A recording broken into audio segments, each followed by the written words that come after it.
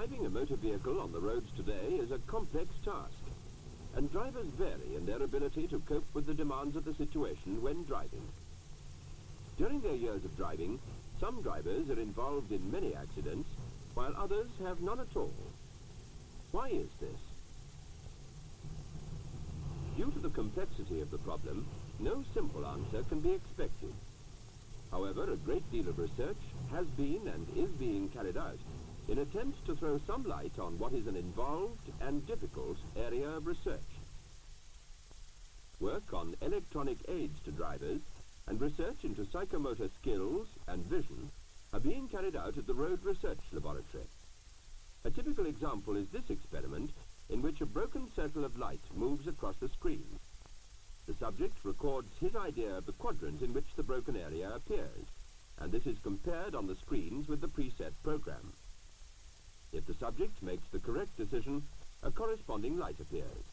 If, however, he chooses the incorrect quadrant, the error is shown. This experiment is to test dynamic visual acuity and to evaluate a method of measuring a driver's ability to interpret objects moving across his visual field at different speeds. For some time, psychologists have been using various other methods of investigation. For example, pencil and paper tests are given to groups of drivers to try to throw some light on their intelligence, temperament, and other personality factors. Interviewing techniques are also used to discover their attitudes to various aspects of the driving situation.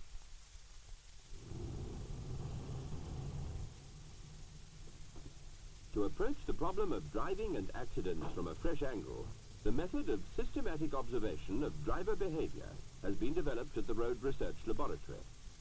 To help with this work, 200 drivers came to the laboratory in their own cars. Each of these drivers was asked to drive in his usual manner round a predetermined route under normal traffic conditions.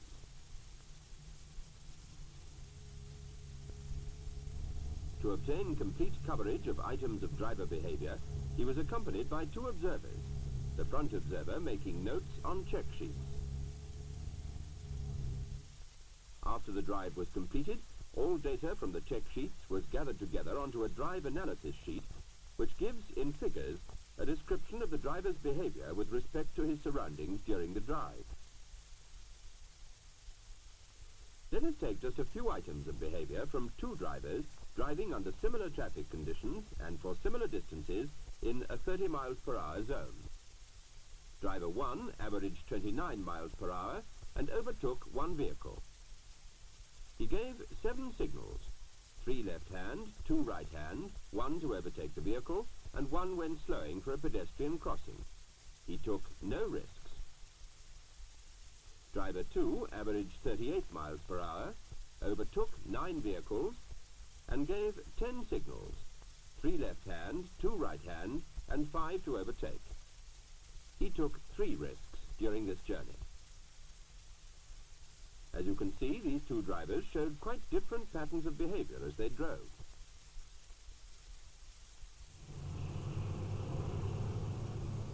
Now that this method of systematic observation of the driver had been developed, 500 more drivers came to help with this research. These drivers were selected in 2 groups, Group 1 and Group 2, and in such a manner that one group had had 3 times as many accidents as the other. This was Group 2. On the basis of differences in driver behavior, drivers in Groups 1 and 2 can be allocated to one of 4 subgroups. Safe, S. Dissociated active, DA. Dissociated passive, DP. Injudicious, I.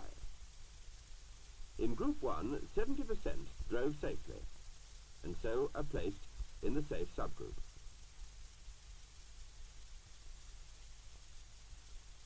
Of the remaining 30%, 8% were fast and unpredictable in their driving behavior. These are DAs. A further 18% drove slowly and carried out unusual maneuvers. These are the DP drivers. Unusual maneuvers are actions not called for by the situation, for instance, slowing at the appearance of oncoming traffic. The final 4% drove safely generally but from time to time made false judgments of the situation. These are the I drivers. Now, in Group 2, which you will remember were the drivers responsible for 3 times the number of accidents found in Group 1, only 36% were safe drivers, roughly half of Group 1 S drivers. 20% were fast and unpredictable, DAs. 32% slow with unusual manoeuvres, DPs. And 12% made false judgments from time to time, the I subgroup. Results to date suggest that all drivers do fall into one of these 4 subgroups, S, DA, DP or I. As work continues on this research, some variation will be found in the subgroup distribution from sample to sample, but in general the relative proportions should remain approximately the same. Now, how in fact do drivers in each of these 4 subgroups actually drive when they're on the road?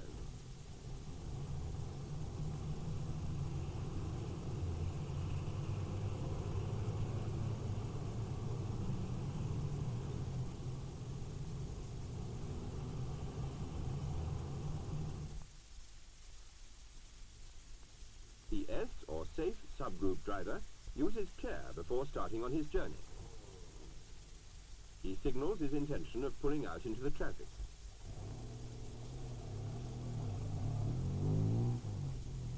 He has an unrestricted visual field. That is, he is well aware of the possibility of approaching traffic at road junctions. He keeps a good lookout ahead. And by adequate use of the mirror, is aware of the situation behind him. This is obviously important in rural surroundings, and even more so when driving in today's congested traffic conditions. When about to overtake, he looks in his mirror and signals his intention to overtake in good time. When clear to do so, he pulls out. On the average, these drivers overtake as often as they're overtaken. He travels in these de-restricted zones at an average speed of 50 miles per hour. Coming into the restricted zone, he adjusts his speed to the 30 miles per hour limit. Alert and courteous to other road users, he again looks in his mirror and signals before slowing and allowing free access for the pedestrian to cross.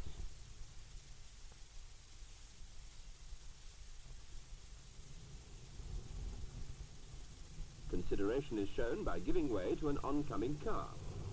He checks it is clear to proceed and signals before completing this maneuver and continuing on his journey.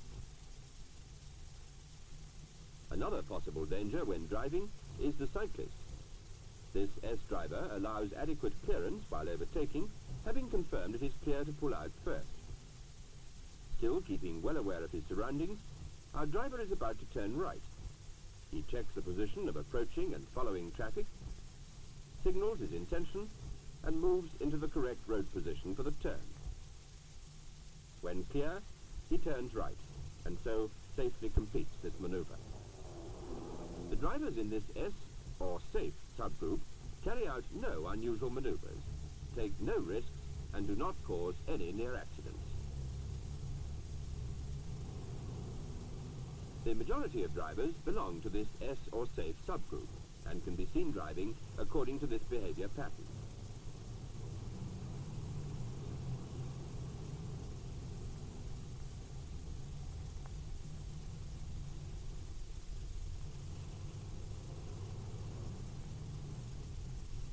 Now we come to the second subgroup of drivers, the dissociated active or DA driver.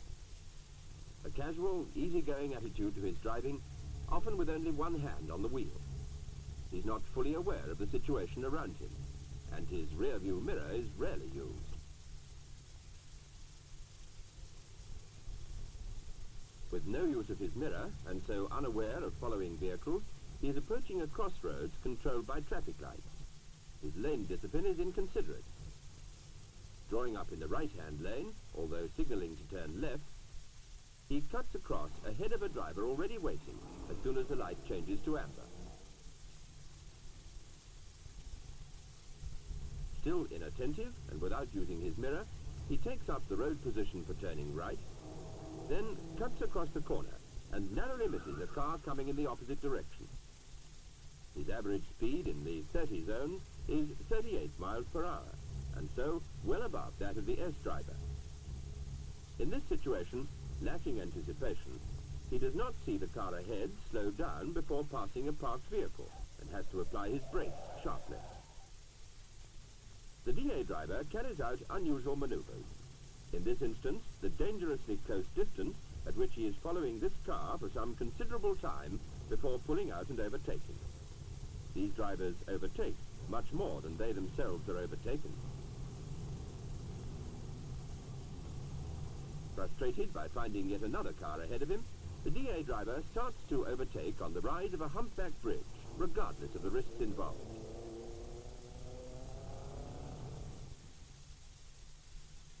Our driver signals and turns left, leaving the major road.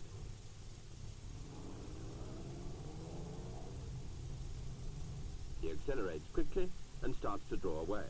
His average speed in the D-restricted zones is again higher than that of the S driver. The DA drivers take many risks, frequently involving overtaking, this time on a blind bend, but fortunately without oncoming traffic. Not being fully aware of the situation around them, and generally impatient, they also cause near accidents. This DA driver is being followed by another car, already starting to overtake him. Pulling out directly into its path, he causes the other driver to take emergency action to avoid a collision. The DA is fast and unpredictable in his driving behavior, carrying out unusual maneuvers, taking risks, and causing near accidents.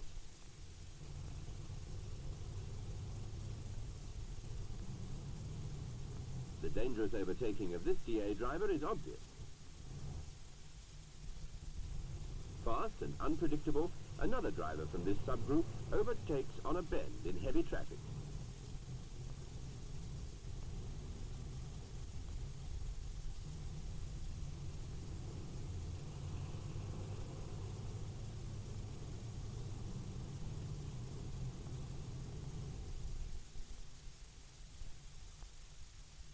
The third subgroup is the dissociated passive, or DP. This is our DP driver starting off. He signals and, without looking in his mirror, pulls out in front of an oncoming car, unaware of any danger. Though the wheel is held in the 10 to 2 position, he has a rigid grip. The driver tensed and staring straight ahead, not fully aware of his surroundings. When turning right, our driver signals with hand and indicator, does not take up his correct road position, and without checking his mirror is unaware of following traffic. He turns right, travelling at a constant speed. DP drivers carry out unusual manoeuvres, an example of which is braking and slowing at the approach of oncoming traffic, for no apparent reason. Another feature of this subgroup is a tendency to drive in the centre of the road, making it difficult for other traffic to overtake, and keeping a constant and, to them, safe speed of about 35 miles per hour. DP drivers are overtaken much more than they themselves overtake. Not being alert to the situation around him, this driver sometimes tends to be unaware of road signs and markings, in this case crossing the give-way markings and causing a car to swerve.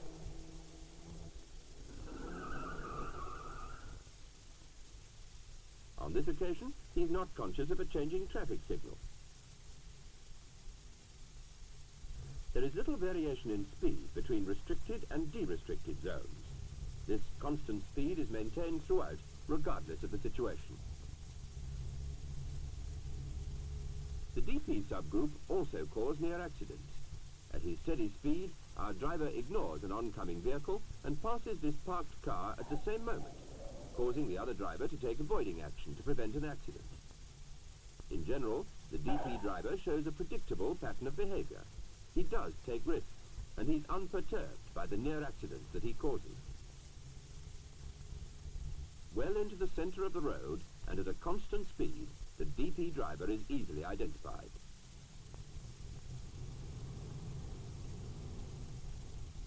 Although obviously safe to overtake, this subgroup driver will not change his speed or road position when following another vehicle.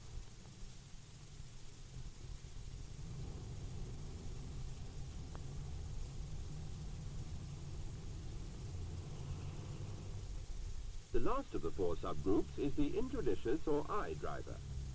These drivers drive in a similar manner to the S driver in many ways, but they have the highest near-accident rate of any of the subgroups, due basically to misjudgment of situations from time to time. Misjudgment of his own speed and acceleration power, the speed of the car he is attempting to overtake, and the distance in which he has to complete this maneuver are all demonstrated in this sequence. The I driver uses his mirror frequently, but irrationally.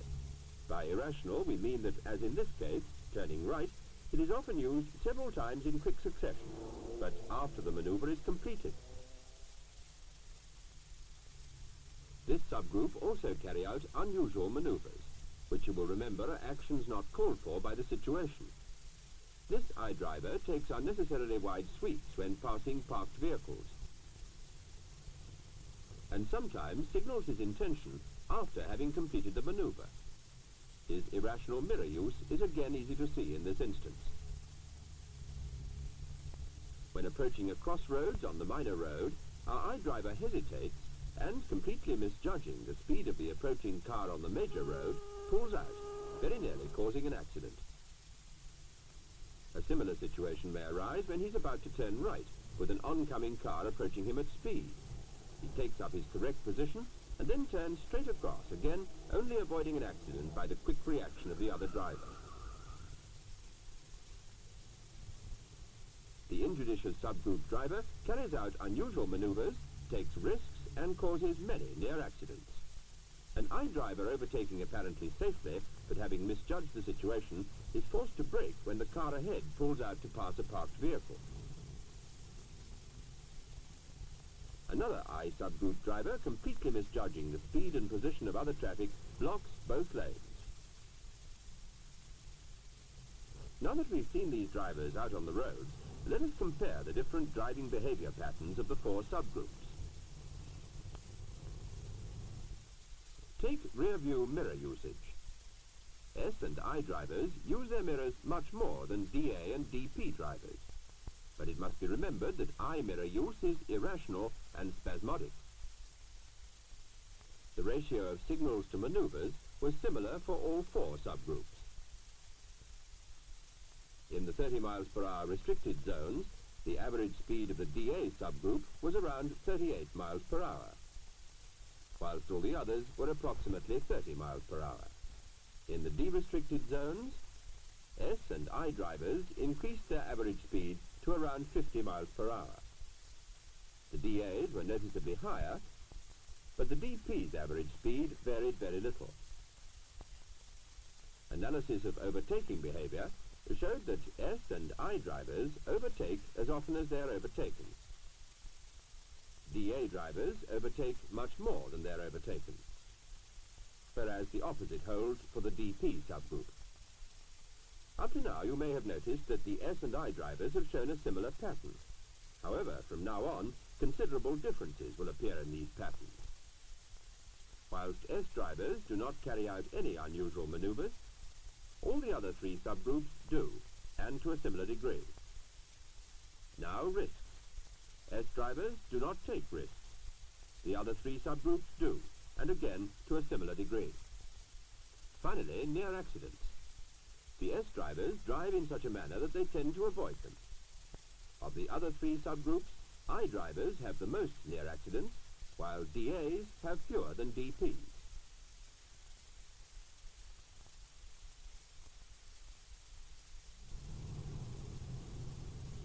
Now, what of the future? How can the information gained by this original research be used to help create safer and improved conditions for the driver on our roads? Help could be given to the employers of professional drivers to enable them to choose the best men for the exacting and important work they do on our roads today. The possibility of retraining drivers who do not already drive safely could be investigated. By systematic observation of driver behavior, the drivers who are likely to become involved in accidents could be identified. In this research, the basic aim of the Road Research Laboratory is to try to cut down road accidents by safer roads with safer driving by safer drivers.